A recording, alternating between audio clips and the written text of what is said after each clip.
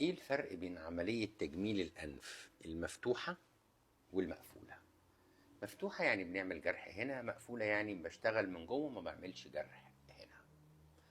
طيب، خليني اقول لكم ان انا اول ما خلصت فترة مدرس مساعد في الجامعة كان ليا الشرف ان انا اساعد الاستاذ الدكتور حسن بدران الله يرحمه، وده الاب الروحي بتاع جراحات تجميل في مصر والوطن العربي ان ما كانش العالم كله.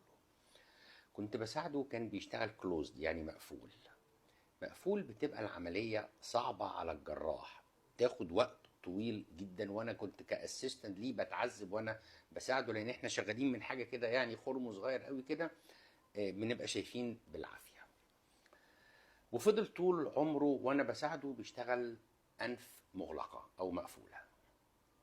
في 2006 لما رحت لدانيال مارشاك، وده كان من كبار جراحين التجميل في العالم الله يرحمه، كان بيشتغل 4 ايام في الاسبوع وفي 3 ايام فاضيين. ما كنتش احب اقعد فاضي، فقلت له: دكتور دانيال، عايز اروح لاحسن حد بتاع راينوبلاستي، بتاع انف، تجميل انف. وداني لجلبير عياش، وده نمره 1 في العالم تقريبا. المهم رحت لجلبير عياش، لقيته بيشتغل الانف مفتوح. استغربت قوي، سالته: ليه حضرتك بتعمل كده؟ قال لي: بص يا ابني، انا اشتغلت 4000 حاله كلوزد في اول حياتي، وبعديها اشتغلت 3000 حالة، أنا في الحالة رقم 7000 وشوية كده اشتغلتها أوبن.